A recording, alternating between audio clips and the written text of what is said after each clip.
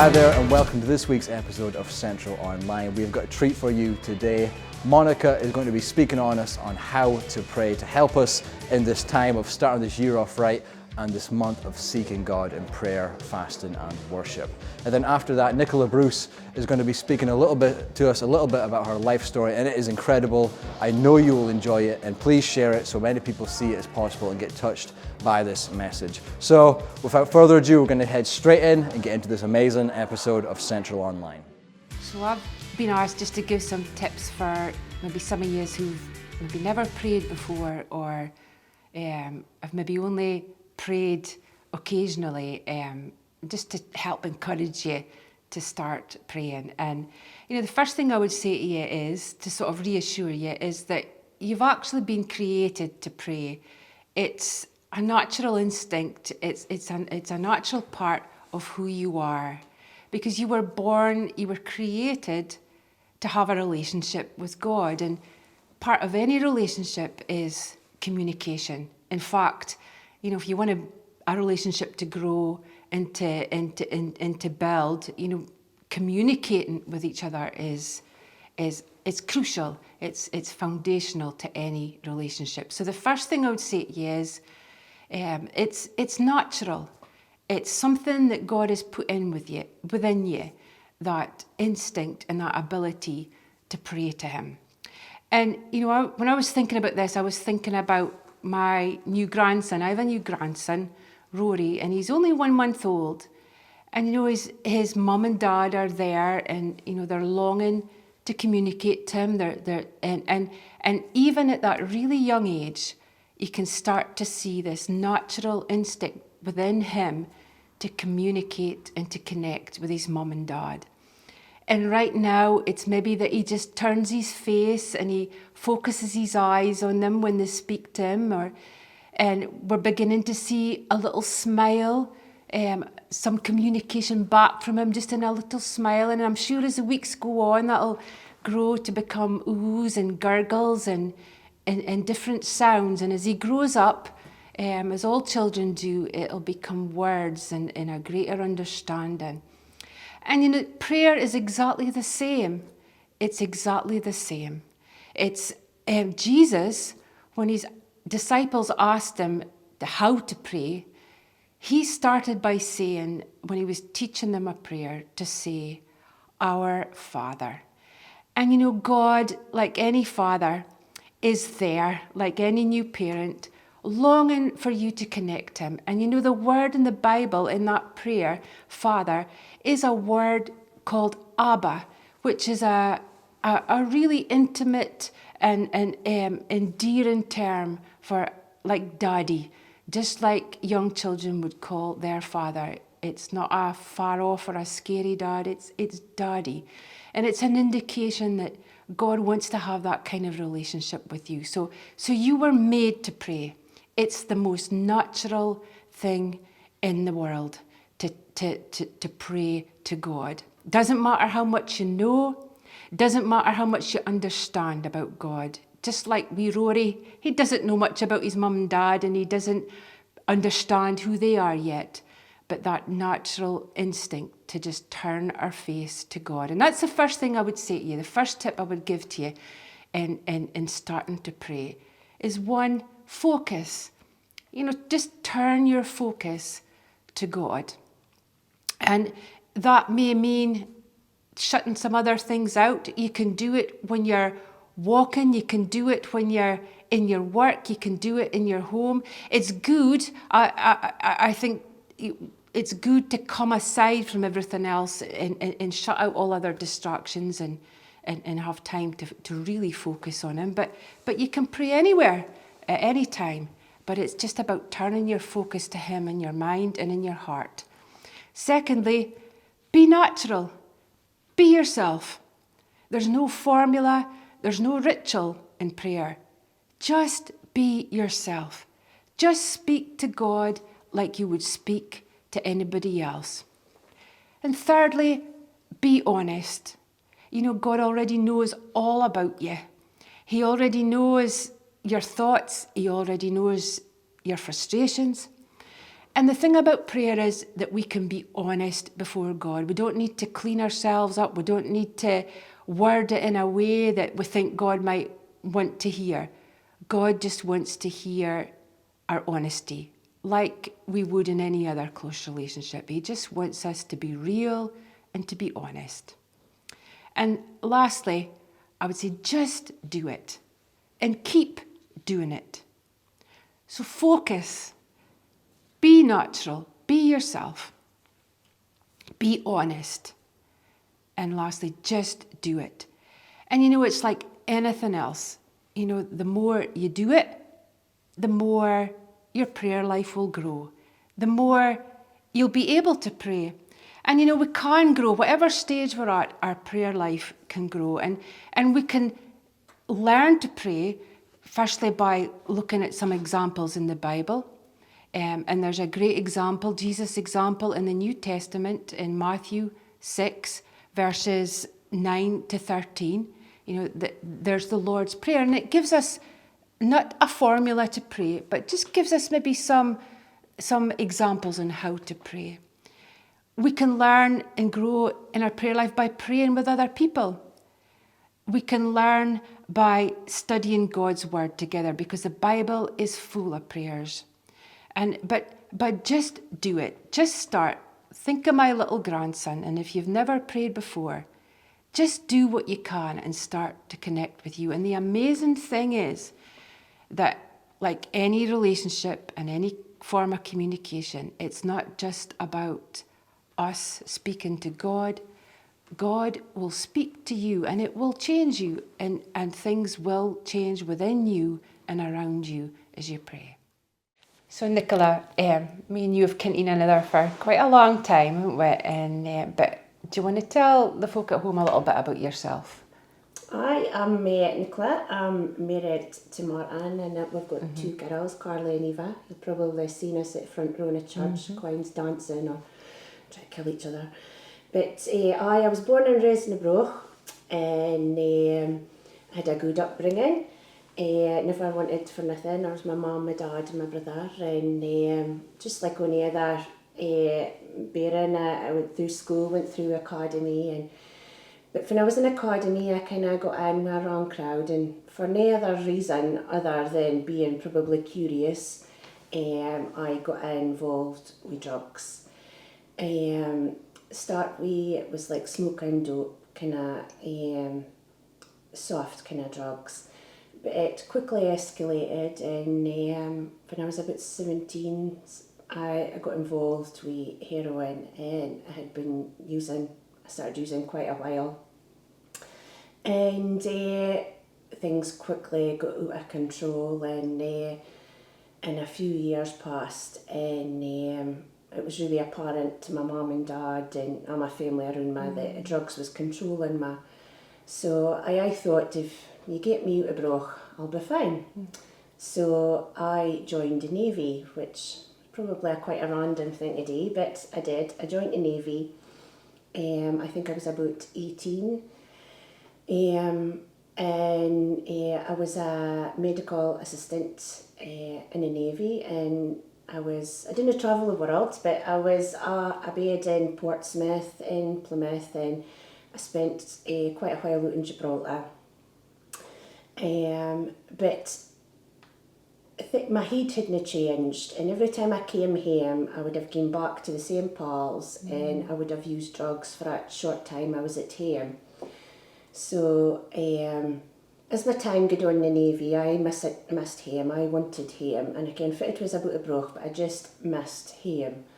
So eventually I went to Glasgow. I was at Faslane, and then my next draft after that was to Arbroath, the Marines. So I was getting even closer to home. So by the time I was in Glasgow in Arbroath, I was coming home at weekends, and I was using quite a lot. And so eventually I left a Navy and came home, and I came home to nothing, just back to my mum and dad. It was not like I had a job lined up or nothing, and I got straight back to ficking, but this time it just got worse. It got really bad, I would have been shoplifting and stealing to feed my habit. I got quite involved with the police. I was in prison a few times, and it just got really chaotic. And eventually, I had like a light bulb moment. It really was one of the guys I came that was using at the same time told me that he was going to walk to Sunnybrae.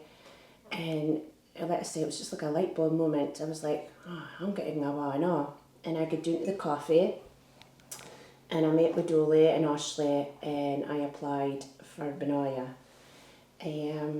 It wasn't even open yet. And I'm in meeting with Rochelle, and I was told it was an 18-month programme. There was only 2 spaces, and I thought, oh, this is never going to happen. Again, there's all this folk needs rehab. I am never going to get a space. But I could hear and tell my mum and dad, and they were like, oh, aye. And I had to get rid of my house. I mean, it was a big thing for my mum and dad, getting rid of my house, because for who's in benefit for going to Benaya. But I mind within a couple of days, it just happened really fast. I go to a place, and I mind just feeling, no, this is it. Ken, this is far I'm supposed to be. I didn't have any worries, but as you can imagine, my mum and dad were really worried. Ken, if I gave up my house and I gave up rehab within a week, if it was going to happen, they were on, wasn't half sure, but I just couldn't. It was like a peace inside me. And it was all really quick, and within about a week, I was away to Benaya with Rochelle. So I remember that day well. I mind that day well going on, and I just, it was the worst detox of mine I've ever gone through, and I thought it was never going to end, and I think you thought it was never going to end. Really But I can honestly say that for all the time it was difficult in there, I never looked back. And before I got into Benaya, one of the criteria to go in was you to go to church. And I get to church once Ashley, it was just a week before I got in. And they were speaking at a meeting, and it was Elim Church, Neil Passmore, that's what it was.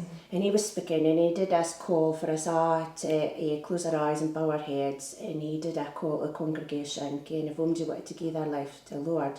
But he was speaking, and I thought he was speaking about me.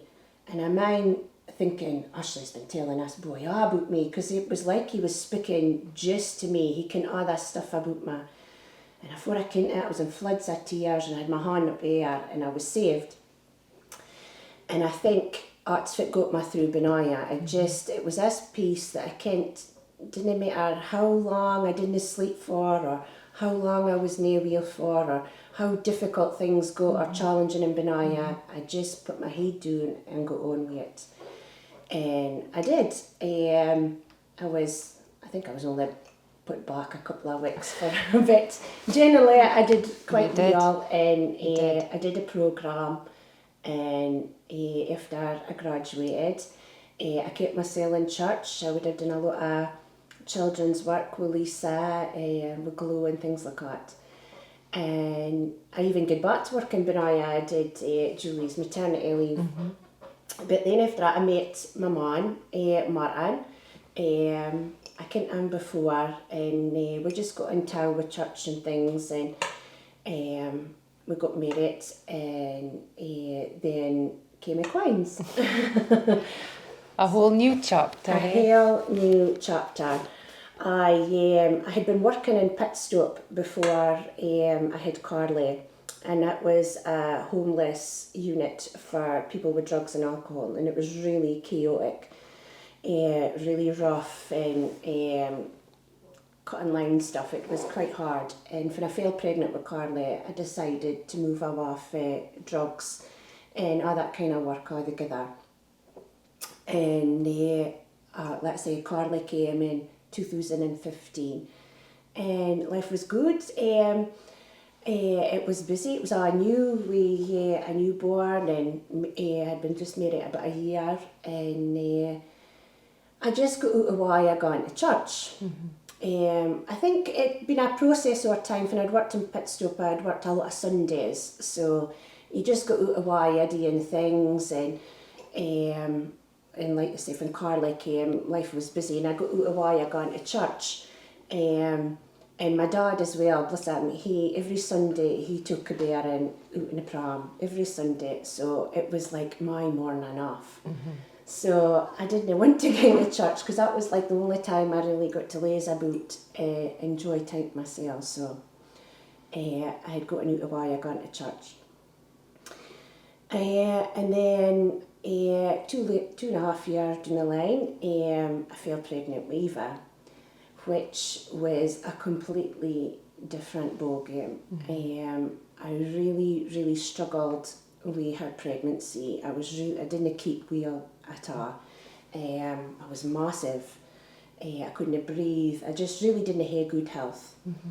And then there was a family feud that had happened, which was quite a traumatic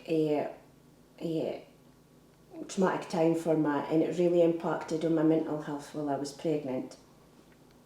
So it was a long 9 months, and eventually the doctors team me in early for a section because I just really wasn't coping mentally and physically. So the team me in for a section, and Eva was born, and she was 10, 13, she was massive. So no wonder I didn't keep well. But once I had her, my health came back. And it was still a difficult time family-wise when she was born. I was quite a strain on the family. And it really, when I look back now, it had more impact than I realised at the time. And as first early months passed after I had Eva, I found myself, I just wasn't getting it together. Kind of like you can get a bit, your hormones a bit upset, life can be a bit more difficult, it's hectic when you're newborn, you're asleep the same. But this feeling just was never going away, and I was ready to explode. I mean, Martin said to me he didn't care fit to say to me because Abdi kind of tiptoed around me.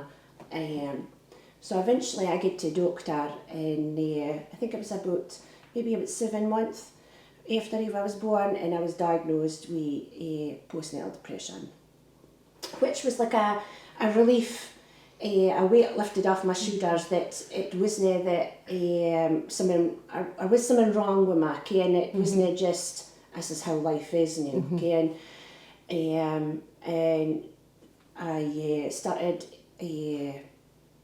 My family would kind of.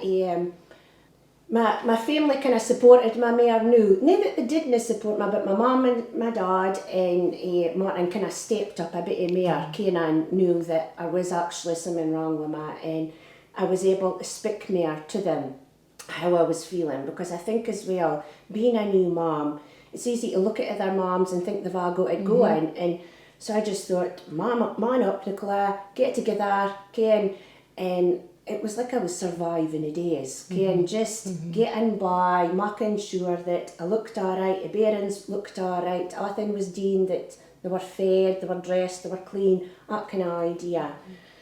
And I did start feeling better in myself, and things did get a wee bit easier, and then I think it was the start of 2019, Martin being a fisherman, they decided him and his brother was going to build a new boat, but Martin needed their ticket for a slightly bigger boat, and that meant going back to college, which was a really difficult time for us as a family, because it was out of Martin's comfort zone. Nobody wants to go back to school and learn, and Ken, he's a natural fisherman, so being out of the wheelhouse and being in a classroom was really difficult for him. And it was difficult for me as well, because I'm used to being control of the household, Martin being at sea, and Ahan's my routine, so it flung me out my routine.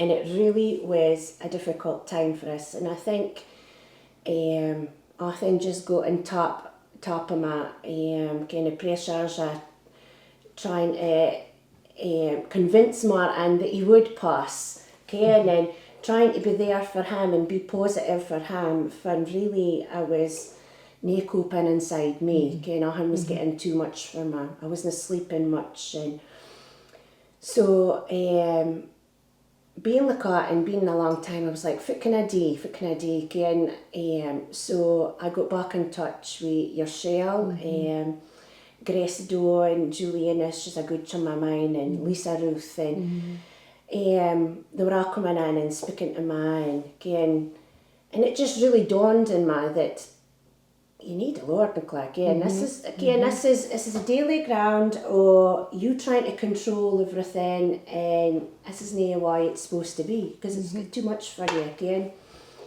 So I started going back to church, and I would have been at a back row with my parents, making sure that they didn't speak, and I again didn't know anybody, and it was a kind of tough situation came for me, because I wasn't coping myself, and the slightest irritation of them at your ankles nipping at each other, again, it was stressful. And then lockdown came, and so I was near my church, and it was just us in the house. And I must admit, I really enjoyed it. I really enjoyed just not having to be no why, no worried if they were dressed bonny, or it didn't have to have supper time at a specific time. All just kind of flowed. And I got some time to myself, and I really connected back with my worship music. And I can't express how much a connection, it was even more than I could say at Benaya. It was just real, and every worship song I put on spoke to me, the words, it was just amazing. And then we eventually started coming back to church, socially distant, which I absolutely loved. Because I was no distraction, I was nobody sitting here next to me, I was no bearings at my uncle's, I had this space, and I was just so connected, and it was just all about me and the Lord, and the worship. You couldn't see probably from my mask, but I was howling most of the meetings, and I just absolutely loved it. And I think I remember that, Ken, you're nae here yourself. I am here for you. You might have forgotten about me, but I never forget about you, and I'm always going to be there for you. So as restrictions lifted and we got more into church, more folk in, and groups and things started up. I started up, it was while I was actually in lockdown, Lisa Ruth got me into a life group, which was online Zoom. And I just really loved it as well. And just all this folk around me that were just so positive and there for me only time I needed, just a text or whatever, and I could express how I was feeling and listen to how other folk was coping. Because you think folks go to and we're all smiles in church now, but you're not caring what's going on underneath us, a smile, behind a smile. And I really was aware all of a sudden when I was under attack for the devil. I became really aware of it, and what I could do to stop it. Because since I came out of Benaya, I've never looked back on drugs. Never ever have I thought, Ken, I'll go into this, and it's never crossed my path, which is a blessing. But when I was under attack, I would maybe get a dream about drugs or something, and I would realise it's me under attack. So I would message somebody out of my life group, and they would pray for me, or I would get on my worship music, and it just took everything away from my mind, and it was just amazing. And hearing that, knowing it, being able to do it, Ken, that I didn't have to struggle with secrets, Ken, in my head. I'm going to share it, and sharing it gets rid of it, Ken. So slowly over time I've been learning that and wiser coping with things when I am under attack, or feel like I'm under pressure, or things are getting too much for me. So life groups started, and I always wanted to join an alpha group. I've always fancied it, but I just didn't fancy it in Zoom. So the first alpha group started in Bulgar, and Lisa offered me to come along, and I took my mum with me, and it was just amazing. It really was. I can't describe how really I just felt really in tune, and my group was with the Quines for Benaya. I didn't ken was even the Benaya Quines when I started doing next to them. That's how oblivious I was. And just sharing with them has just brought up things from my past, good memories of being in Benaya, and verses that came to get me through hard times during Benaya. Just reconnecting totally with the Lord's doing in my life, and reflecting back and kenning that I am blessed and that I'm not doing this myself. So I must admit that just now I really am in a good place. I really am in a good place. Life still has its daily struggles. Being a mum with young Quines, with school, nursery clubs can be really busy. But I've just got this peace about that I didn't have to be in control all the time. And just taking time to be with the Lord, and it relaxes me as well as a person, and then I'm nice uptight going up to face the day ahead. So I just really am, if Omdi out there has the same struggles as me with just being a mum and a wife, because it doesn't come natural. It is a work in progress. You don't have to do it yourself. No. Get yourself involved with stuff at church, and because that verse I shared with last week in church about planting seeds. A farmer that plants a little crop will only reap the rewards with a little crop, but if you plant lots and lots of seeds, you will reap lots and lots of rewards. So that's my thing. If I get myself connected in a good life group and take time myself to be with the Lord, I'm planting loads of seeds, and it opens so many doors when I am struggling that I'll have lots more doors to open to access help. So that's where I'm at. Just listening to that, I mean, I knew about you, but just hearing, the journey that you've been on since I first met you to where you're at now is just incredible. And what a testimony to how, just like you're saying, how God never lets you go. And I'm sure it's going to be so much encouragement to maybe other people that are feeling overwhelmed as a mum or in a difficult place right now. What an incredible hope. And thank you. Thank you.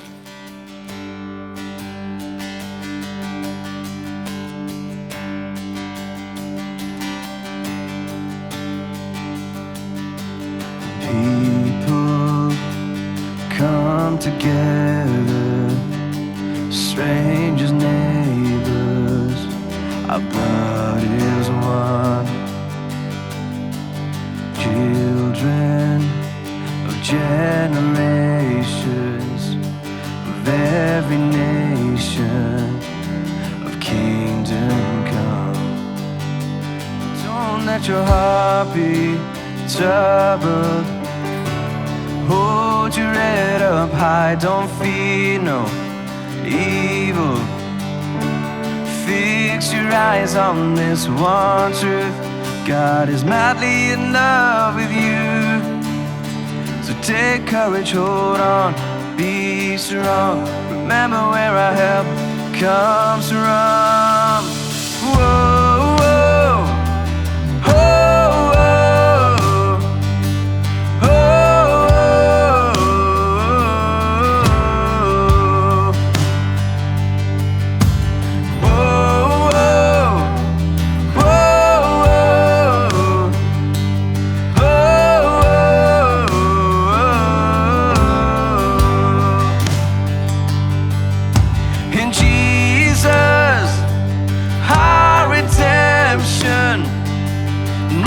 Salvation is in His blood.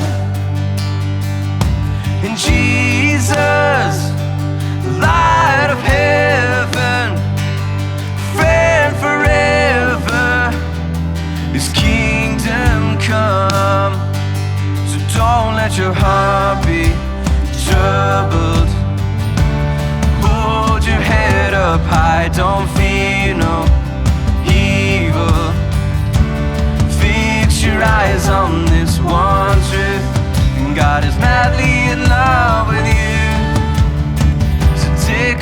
hold on, be strong. Remember where our help comes from. Whoa, whoa, oh, oh, oh,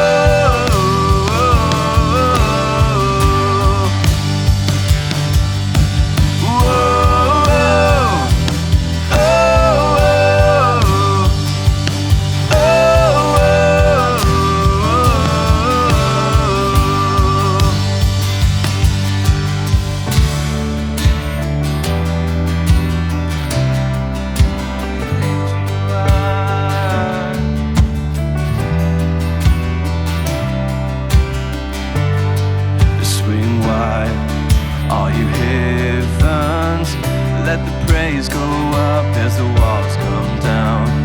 All creation, everything with breath, repeat the sound.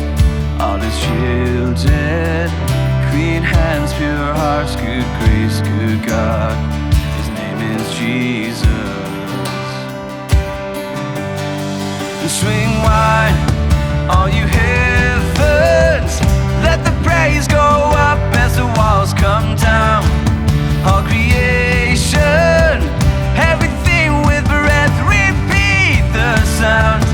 All His children, clean hands, pure hearts, good grace, good God. His name is Jesus. And swing wide, all you heavens, let the praise go up as the walls come down. All creation, everything with breath, repeat the sound. All His children, clean hands, pure hearts, good grace, good God. His name is Jesus.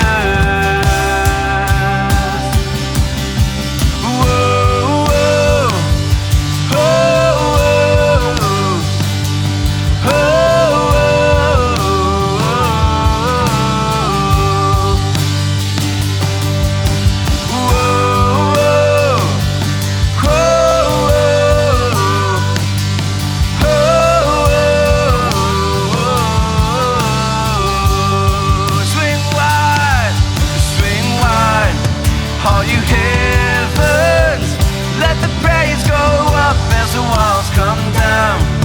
All creation, everything with breath, repeat the sound. All His children, clean hands, pure hearts, good grace, good God. His name is Jesus. Jesus, our redemption, our salvation is in His blood. And Jesus, light of heaven, friends forever, His kingdom come.